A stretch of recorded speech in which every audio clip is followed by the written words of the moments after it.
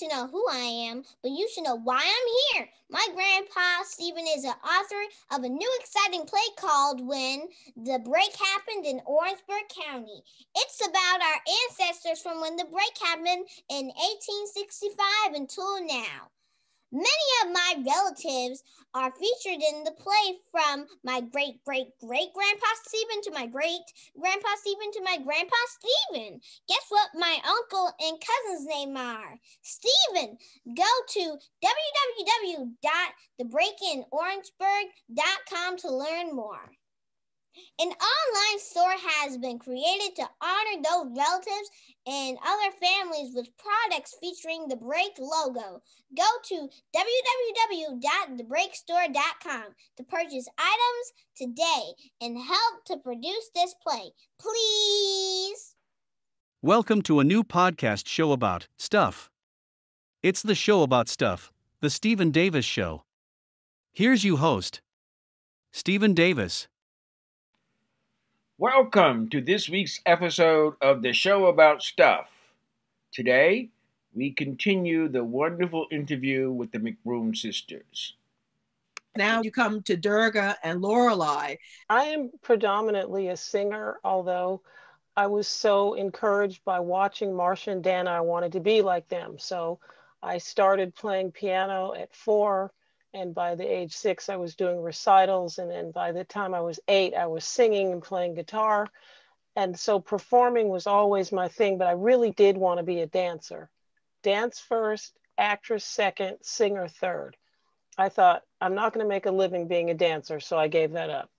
I had a traumatic experience acting in high school where a boy that I really had a crush on since elementary school and I starred in a play where he had to kiss me.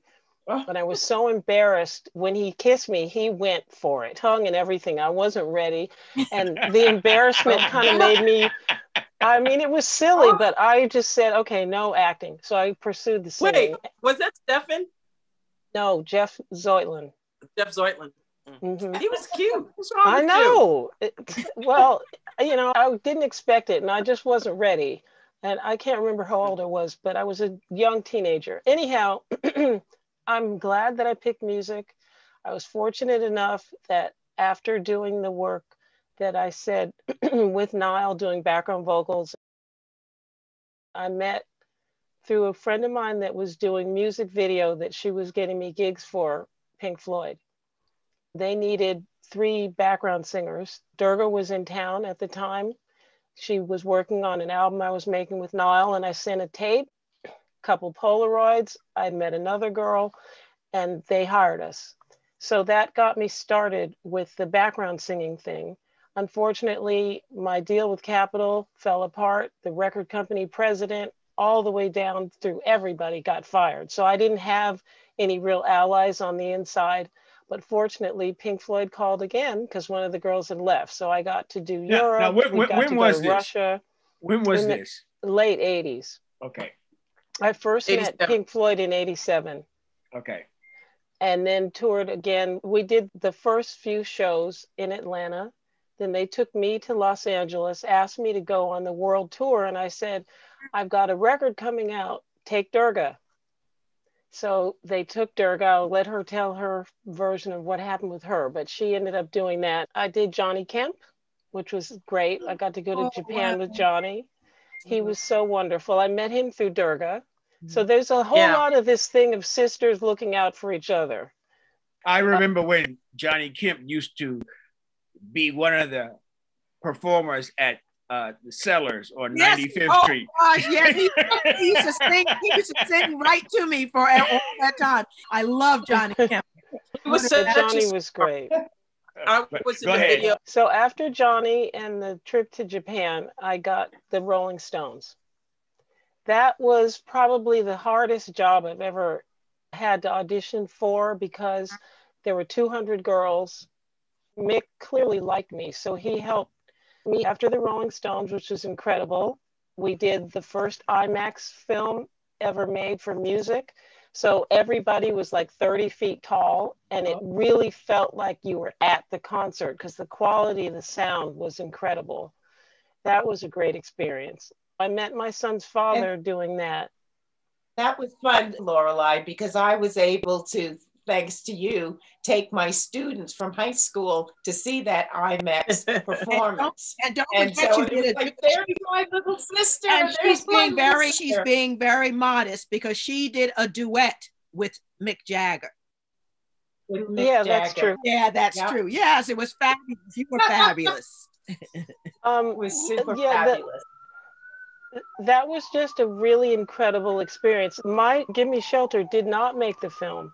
Lisa Fisher had been doing the Rolling Stones. She's got a 5-octave range. She's incredible. And the year that I got it, she was on tour with Luther Vandross. That was an experience for me of having to learn how to sing to that last person at the back. I was so concerned about, was I on tune? How did I sound? That I wasn't thinking about work that stage. And the Stones really helped teach me how to do that. Mm-hmm. And I will always be grateful for that. I've got a story that I always tell that Durga helps me tell because she's good at accents and I'm not, but it's worth retelling.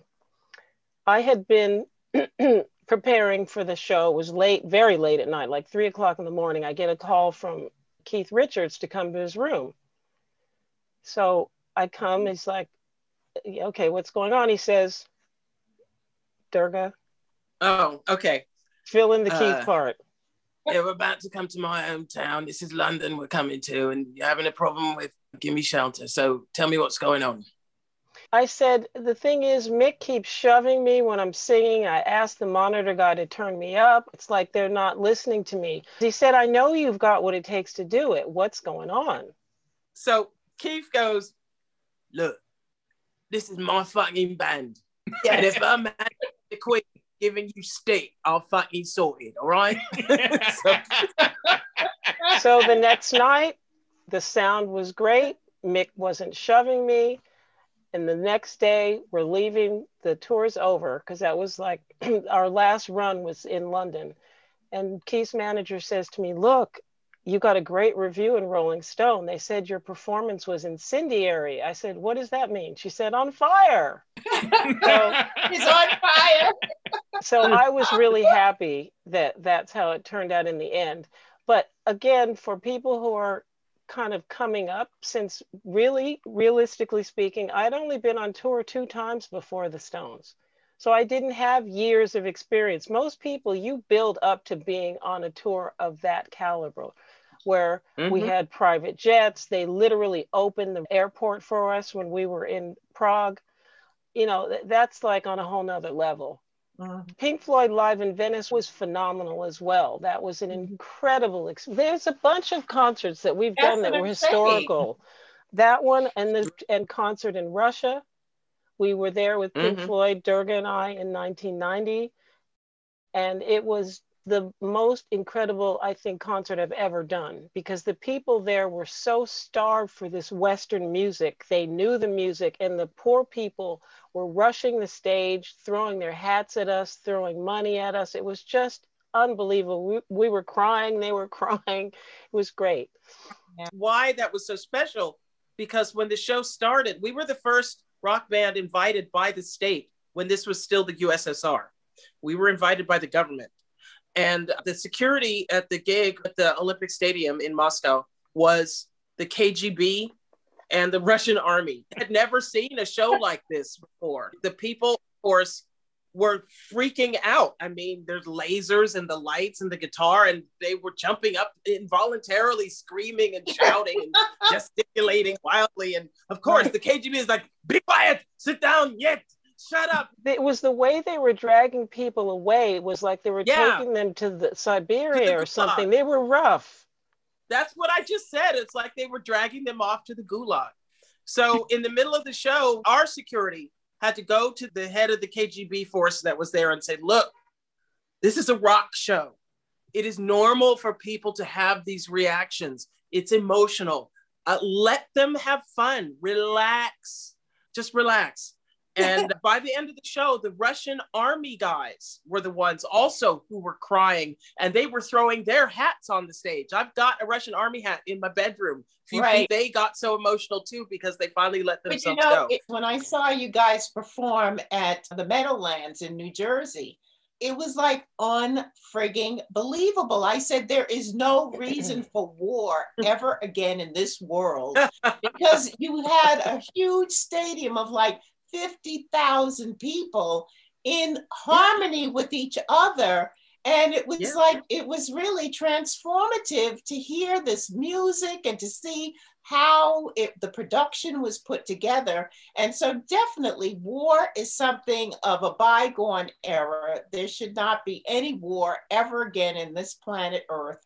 And we better all start working for the survival of humankind, animals, plants, and our planet itself. You and Durga, I want to know this question. When you walk out on the stage and there's 50,000 people in front of you before you say a word, what are you thinking? It's exciting. I love a big audience, and we've performed in front of 350,000 people. Oh, whoa. That concert in Venice was seen by 350,000 people. I've done live shows with over 200,000 people, with Rod Stewart, with the Rolling Stones. I love it, because the thing is, and this is what I tell young girls that may not have the experience, I say, you have to understand, these people are coming because they want to like this show. This isn't like Showtime at the Apollo or some talent show. They know they like this band. So keep that in mind. They're there to want to like you, and they will if you put on a good show. So just do a good show. I learned this a long time ago. When you're about to go on, you have to think to yourself, you're either gonna suck, or you're gonna be spectacular, or you're gonna be somewhere in the middle. So freaking out over it is not gonna make any difference. At this point in my career, I don't suck ever. I might make it here, but I've been doing this for so long. That's another great piece, though, that's on YouTube, is to see Lorelei and Durga do Great Gig in the Sky during Lorelei's Ozzy tour, because there's an incredible Ozzy tribute band for Pink Floyd, and Lorelei is the only one who's in that band who actually played with the real Pink Floyd. So to see the two of you do that Great Gig in the Sky, which Lorelei, you can explain to them what the meaning of that piece is. I had never known it. It was just a beautiful vocal piece for me until you explained it to me. Great Gig in the Sky is about death. It's a very famous, it's the only Pink Floyd song that has a female lead on it, and she's not singing any words. They didn't want any lyrics. They played her the music.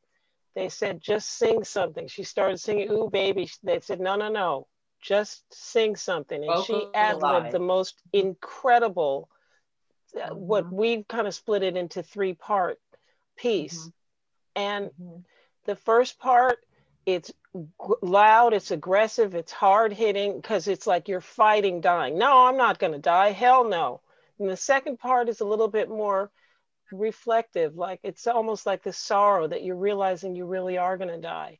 And then the third part is you've surrendered to it and made peace. And the way that Durga and I did it together as a duet, she came to visit me. I've been singing with the Australian Pink Floyd since 2011. She came as a guest, and she was like, let's try it like this. And she came up with this beautiful idea of us trailing each other, singing the part at the end, which makes it into a harmony. And it's had over 1 million views on YouTube. It's really special.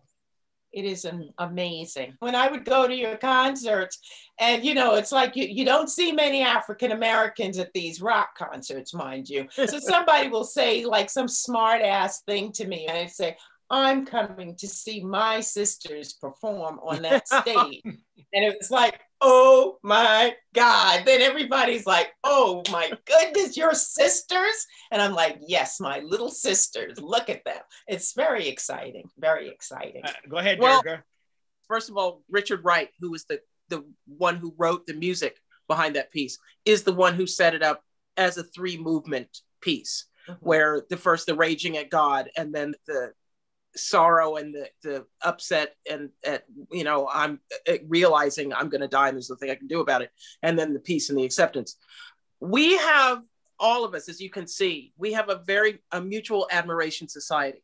Lorelei and I were greatly influenced by having big sisters in the movies and dancing at the Met and, writing this amazing music. So we just carried on in their footsteps, really. But I will say this, that our father basically appreciated education above everything else. Oh, yeah. Because the only way at his time in his life that a Black man could succeed in the United States was by having an education. And he was the first of 14 children? 13. 13. First of 13 children. There were originally 15 and the 2 passed away. Yes, yeah. So he was the first to go to college and he put himself through college. So Marcia and Dana both got degrees. Lorelei and I did not. I did go to UCLA. I started as a theater arts major. I went there until I realized just how racist the casting was in the school. I was in a production every quarter when I was there, which is really good because the teachers really liked me. But I started to notice a pattern. I played a maid. I played Tituba the slave. And then when they were doing a main stage production of Shakespeare, of course, as a young actor, I'd fallen in love with the bard. And I was taking a Shakespeare class. And so I was thrilled that there was going to be a main stage production of Shakespeare. So I went out to audition for it. And the professor was, anyway, I'm still mad at him. He was, you're so amazing. You must be really familiar with this material. He was all obsequious. So I was really excited. He brought me to final callbacks and I thought I'm a shoo-in. And when he posted the cast list, I was not cast so much as a walk-on in the street, in the village crowd scenes or whatever. And I was so upset that I planned a meeting with him. And I asked him, why did you butter me up so much or basically blow smoke up my ass? And he said, well, a director must think of staging and you're so striking. You draw the eye. And I was thinking of, and I'm thinking, well, isn't that what you want for your leading lady? And then he goes on to say, and I was thinking of you for the role of the courtesan. So in other words, he was thinking of me to play the hooker, which is what all Black actresses played at that time. Mm-hmm. And I was so mad I left school, but luckily it was the right decision. I figured if I was going to put up with that kind of racism in casting, while my mother was paying them thousands of dollars, I might as well put up with racism in the real casting world and have them pay me. So 6 months later, I cast in Flashdance, which was great. Durga, you are so much like the name of my show, the show about stuff. You talk stuff. That's true. I did a lot of films and I was like the video queen in the 1980s. I did videos with Janet Jackson, David Bowie, and David Lee Roth. I did 4 of his solo videos, California Girls, Just a Gigolo, Yankee Rose. I did all these videos and I was noticing a pattern again. I was in an episode of Hunter and I didn't realize until years later, I was of course playing a prostitute, walking on the host role in Hollywood Boulevard. And there was a serial killer, this English lord who was going around killing prostitutes. And he chose the English one, obviously. He spurned me and this other blonde girl and picked the English hooker and killed her. And I didn't find out until years later. I didn't realize that it was actually, I was acting opposite Gary Sinise.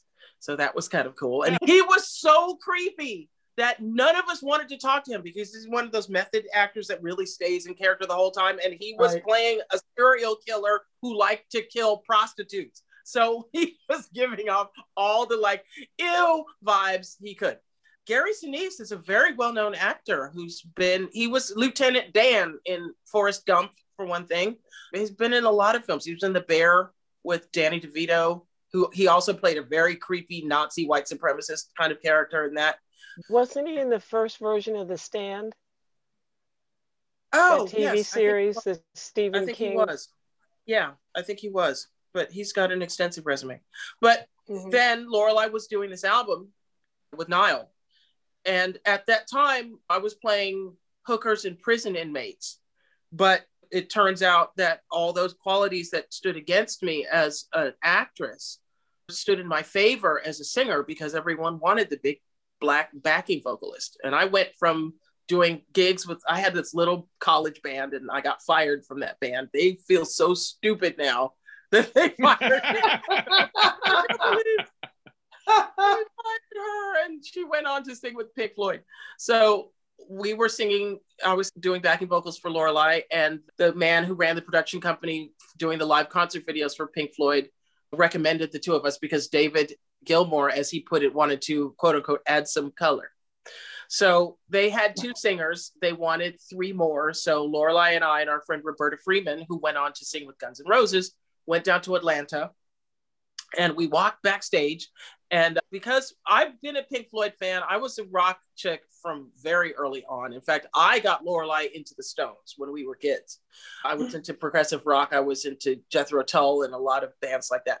I knew who Pink Floyd was. I was a big fan, had Dark Side of the Moon, loved that album growing up, but we didn't know what any of them looked like because they made a point of not being on their album covers and not splashing their faces all over everything. They wanted the music to be the stars. So when this man came backstage with an acoustic guitar and said, "Hello, let's go over some of the parts, shall we?" And we started, I'm like, "Who's this?" Because I didn't know who it was. And he starts singing and I'm like, "Oh, that's David Gilmour." David Gilmour. And then we were supposed to watch the show that first night and then, film the next couple of nights. And he said, "Oh, you sound quite good. Would you like to have a go?" And this is one thing Lorelei and I always tell people. We do master classes together. Also, we teach voice classes and also teach about the business. And one of the things we stress is when opportunity knocks, you better answer the door. Because we could have been quite, afraid and timid. "Oh, I'm not sure. Let's, we were like, yes, we're ready. And we freaked out later. You freak out afterwards. Yeah, but it was a happy freak out. Yeah. Yes, it was. And but the minute I walked on stage, I felt this calm. And I looked around at 15,000 people. I hadn't been on stage in front of more than 300 people before that. And I knew I was home. And subsequently, Lorelei did a couple of shows at the sports arena. And then I joined the tour. And I stayed with them through the last shows in 1994. I'm on the last 4 albums, including The Endless River, which came out in 2014. I'll never forget when Lorelei got her opportunity to sing with the Stones. She was so frantic getting herself together that she accidentally put her ticket in a mailbox. You remember that, Lorelei? Oh, that was when I was getting ready to do the audition. Yeah, right, they exactly. had sent, it was the second phase. I'd gone through the 200 girls phase. Now it was like 20 of us, and they were flying us to France. The day I was leaving, I had gathered all my bills along with the voucher for my taxi and the airline ticket and put it in the mailbox. Oh, so God. I panicked. I was like, "Oh my God, what am I going to do?" I went to the airport with all my ID. "It's me. Doesn't matter. You don't have the ticket. You can't take the flight. Go back home, get a hold of Durga. Durga, I don't know what to do. I can't afford to fly on my own." She knew someone from Pink Floyd that was working for the Stones, and she called her. She sorted everything out. There was no problem. But it's interesting, again, as far as people learning something from experience. There was one other girl that was coming from New York that I'd seen in the audition who was a phenomenal singer. This girl could sing circles around anybody that's out there now or has been.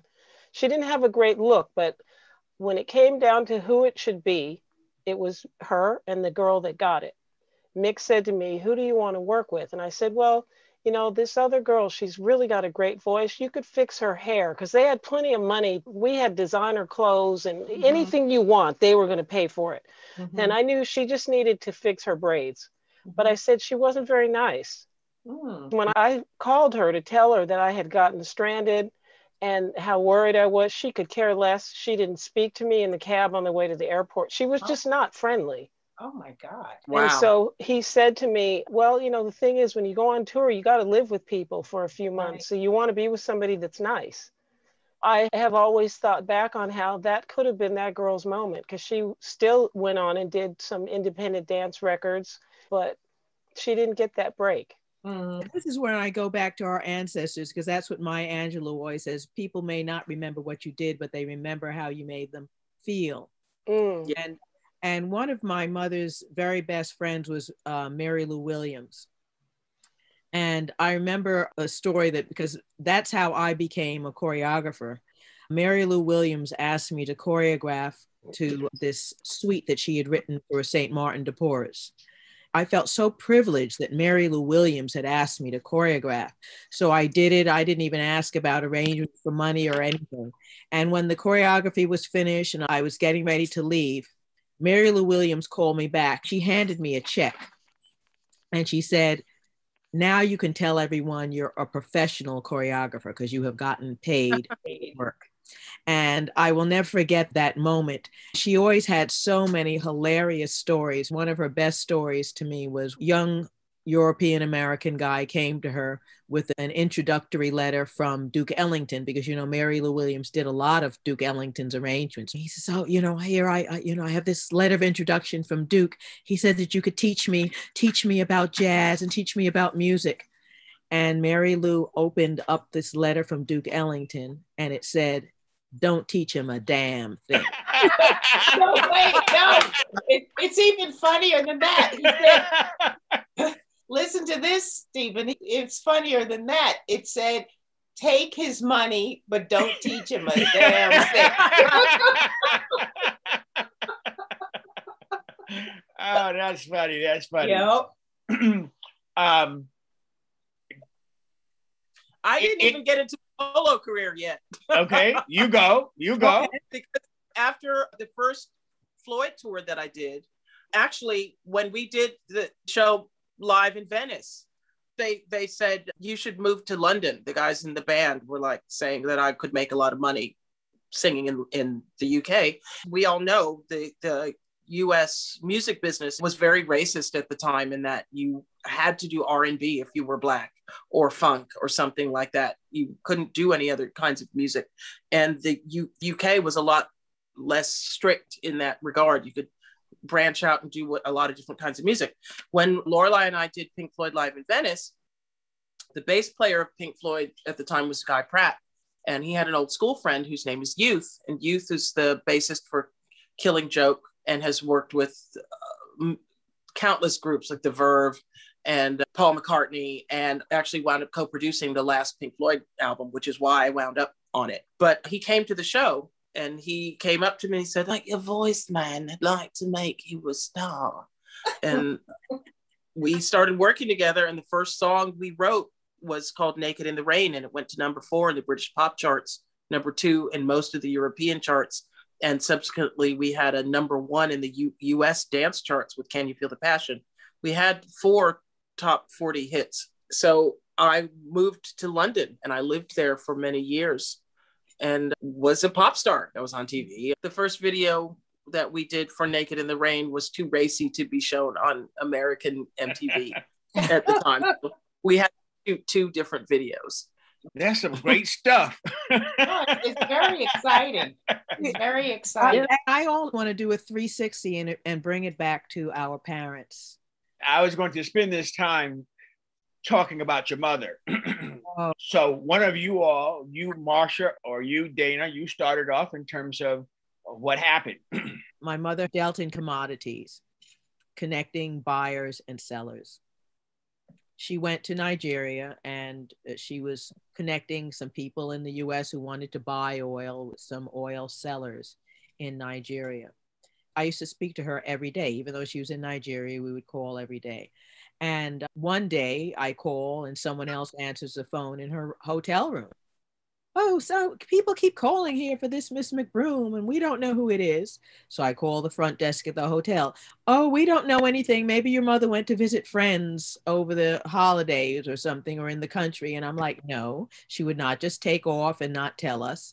This went on where we didn't know where my mother was for about 4 months. Yep. And then all of a sudden I get a call in the middle of the night, like it was 2 or 3 in the morning. Hello, are you Dana Mano? Yes. I was being held hostage with your mother in Lagos and I've escaped and I have your number. She was held for 13 months in this horrible maximum security prison. Called Kerry Prison in Nigeria. And the stories of that incarceration were horrific. My mother came back and was telling us about her experience. My mother, for part of that incarceration, she went on a hunger strike.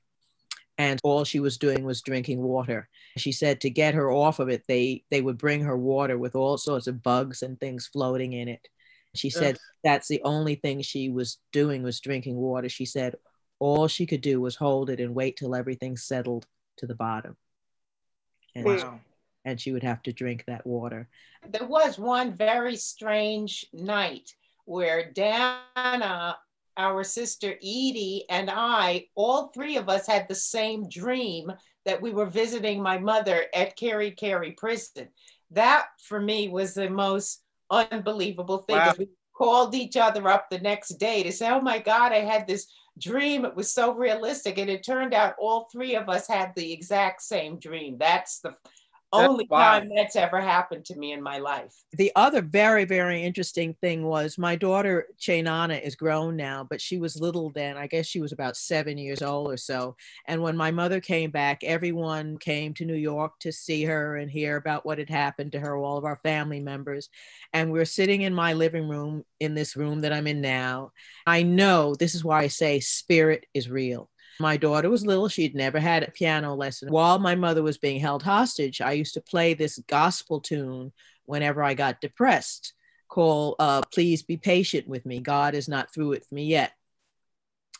I played it all the time. And all of a sudden, while my mother's talking to us, Chainana gets up and goes over to the piano. And now this is a 7-year-old, never had a piano lesson in her life. She actually pushed the seat aside because she was too short to sit on the piano stool and put her feet on the pedals. She put her hands on that keyboard, and it was like someone who had been playing piano their entire life. She played that song, Please Be Patient With Me. I mean, and rocking it like she was in some major Baptist church somewhere. Yeah. Feet on the pedal playing that song.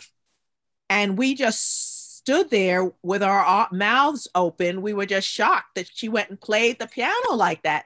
When she came out of it, she wasn't able to play the next day. She didn't know, she had never played the piano before in her life. Dana, wow. It's funny you should share that story because Mary Lou told me one time that sometimes she would sit at the piano and she said her fingers would just move across the keyboards like a spirit had just entered her and she just played the piano. So Mary Lou herself had that experience. In terms of what you were just talking about, which we talked about that before, Dana, was the fact that when your mother was in Nigeria, my partner, Norma Lewis, who now lives outside of London, and myself, and her husband was going to be part of it. Your mother was supposed to come and meet with us in Liberia. Yeah. We waited and nothing happened. So I came back to New York after. It was funny. How was it? It was how many years later? Where did I meet you? We met at Dance Theater of Harlem. Dance Theater of Harlem. Yeah. There's another story though about spirit, which I think is interesting to share. When Dana and I were children, my mother would take us to a lot of United Nations receptions. So we would always get pictures with different heads of state because we were the only children there. We were at one party in Riverdale where somebody at the Liberian mission, as a matter of fact, the ambassador of Liberia, and someone came over to my mother and said to her, come to the back because there was a secret meeting being held with Patrice Lumumba and some people from the Liberian mission. So we went back, and just as we got there, Lumumba was entering his limo.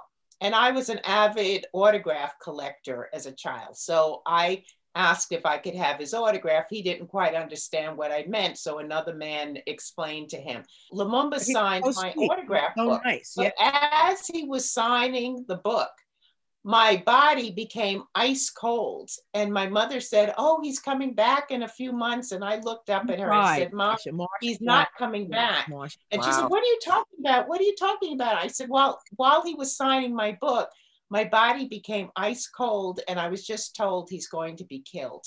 And she said, how could you say such a horrible thing? I said, Mommy, it's not me. This is what I was just told. He's going to be killed.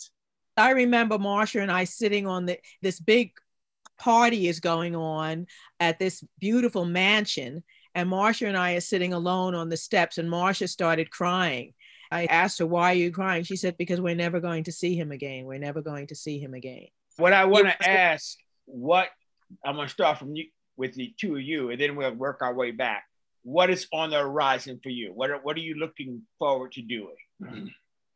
Durga and I have collaborated recently on an album, because we've been doing shows together now for probably the last 5 or 6 years.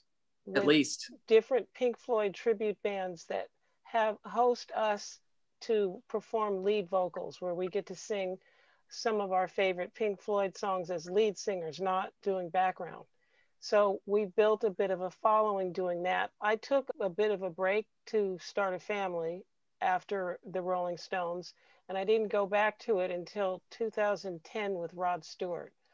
And so, you know, we both, and Durga has worked with many other Pink Floyd tribute bands since Pink Floyd broke up. So we've got fans, and we decided to do something as a duo.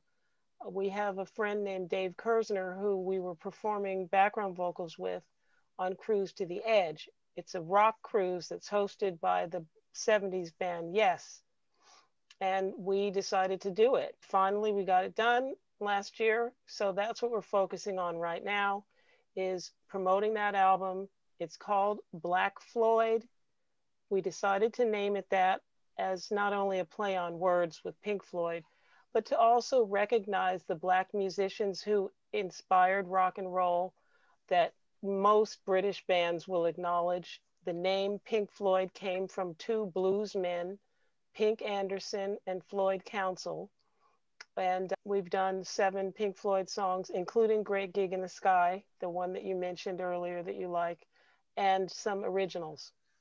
I wrote with John Caron, who was the keyboard player with Pink Floyd when we toured with them, and went on to play with Roger Waters. Guy Pratt, who was the bass player, who also now plays with Nick Mason, and Dave Kersner, as we mentioned before, and a song that Lorelei wrote with Lemmy Kilmister, who was the legendary singer from Motorhead. Fantastic man, God rest his soul. So yes, we're looking to promote Black Floyd and possibly set up a tour with the 2 of us. We love working together. We've been singing together since we were children. And it's funny, I was going to mention earlier when Marcia and Dana ran away from home and they came to Daddy's house, that house that I showed the picture of, there was this long staircase that came down. Oh, yes. And we were all into Funny Girl. That's one thing. We grew up, Daddy inspired a love of musicals in us. I loved West Side Story, and I loved Funny Girl, and Lorelei and I got into Oliver and used to pick each other's pockets. But when our big sisters came out, they worked out a version of You Are Woman, I Am Man, but they did I Am Right and You Are Man. And they did this whole routine they wanted to do for when Daddy came home from work, and they wouldn't let me be in it because I was too little. And I was really mad that they wouldn't let me. So I showed them. I became a singer. So Lorelei and I have been singing together since we were children. And I think back on it now, Mom must have been exhausted when she came home from a full day's work at the office. And I learned later how much, because I worked in her office as a medical assistant off and on for 20 years. It's hard work working those hours, but she'd come home and Lorelei and I would be with our little guitars and little Beatle boots and saying, look, we worked out something for you. And we'd sing for her, and she would always be really receptive and really supportive. But because we grew up singing together, now it's effortless. We love singing together, not only because we are so comfortable working with each other, but we both in our own careers become extremely professional. Mm-hmm. So we know that we both bring it. And it's fun working together. We love each other, so it's fun. We have worked with a lot of different tribute bands. She's been working with the Australian Pink Floyd for, as she said, 11 years now, or 10, whatever. Yeah, 10. I started working. The first one was a band called The End in Argentina. They flew me out as a special guest. And that started this phase of my career. Mostly what I do to make a living is working with these tribute bands. And I fly from Argentina to Finland. And then I was able to start getting Lorelei on these gigs with me. I look forward to doing more of that, as well as promoting Black Floyd. I have a new Blue Pearl album that needs to finish the mixing. We've been working on this for a couple of years now because we've been doing it on our own. I want to get the Blue Pearl album out this year. And I've been asked to do a blues project here in Los Angeles. I'm going to get some pretty cool people in on that. So I want to get that done this year as well, too. I also have to give credit that one of the positive things that came out of this pandemic was I was on tour with the Ozzy Floyd when it happened, and ended up staying with my good friend Dave Fowler, who, because we hadn't finished the album and we needed to get it done and we were off, he offered to help us get it finished. And he did such a beautiful job finishing the production that we had all started. And I have to give him a lot of credit for that and say, even though the pandemic has been horrific as far as us not being able to make a living touring like we're used to, it was great to be able to come out with this creative project. It also gave me a chance to learn about editing. Now, I'm no Franklin Mano by any means. I'm truly a novice, but at least it allowed me to learn how to do something I could do to help represent what we were trying to say. Mm-hmm. What I want you to do is to stand up and let people see your jewelry behind you. Oh.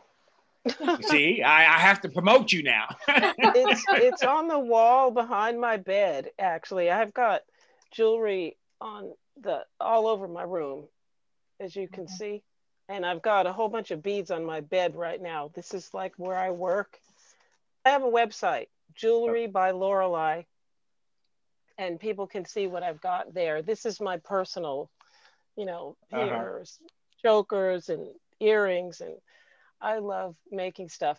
And that's something I learned from our third part of the family, Kathy, our other stepmother. She taught me how to make jewelry when I was 12. We were spending some summertime with Daddy. I'll always remember that summer. That's the year that Dr. My Eyes came out. Oh. The Jackson Browne song. Jackson Browne.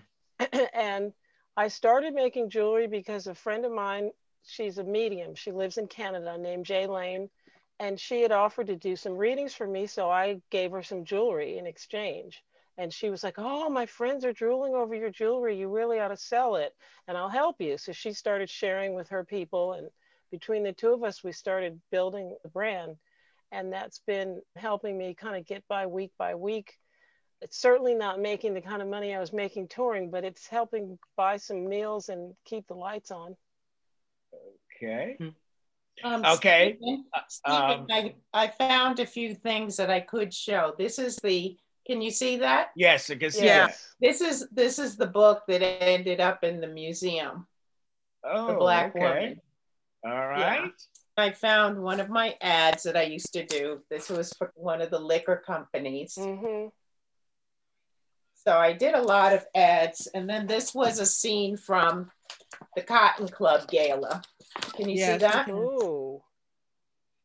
Can you lift? Yeah, this was our Satin Doll.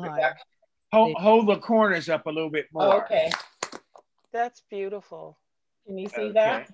Yes. Yeah. Yes. Now so that's from that was from one of our numbers from the Cotton Club Gala. And that was Satin Dolls. So what's on the horizon for you? Well, I'm still writing music. As a matter of fact, I have a song that I wrote. I've been thinking about getting Durga to sing it because it's very sort of risque, called Cookie Jar. It reminds you of Durga, huh? As soon as you say risque. Yeah. Dana. Because Durga and I have hung out together sometimes. I'm kind of a dance diva. House, techno, dance music. And the song says basically, If you can't handle the cookie, don't mess with the cookie jar. The recipe is good and the cookie tastes so sweet. But every time he bite the cookie break his teeth. Oh, he want a sight of the cookie. Really got a right to the cookie. He want to stay up all night with the cookie. Well, I'm going to say that it has been such a pleasure to be able to meet all of you all, although I did know Dana. We may end up getting together because one of the things I didn't mention it because that's why I was in Montserrat. I want to open a school for the arts there. So this way I can bring in all my family members and friends who have a particular specialty in the arts. We want to open the Paka Academy. Cool. And I thank you all so very much. One of the things that you all should consider doing is a play like the Delaney sisters, the McBroom sisters on Broadway. Oh, it would make a wonderful, wonderful show. That's a great idea. Great show. Great show. Thank you. Bye. Bye-bye. Bye. Bye. Thank you for tuning in this week. Hope you enjoyed this show about stuff. See you next time. Branded gifts for the holidays, birthdays, or just because. Visit us at www.thebreakstore.com. Hit the right black Get in Touch button.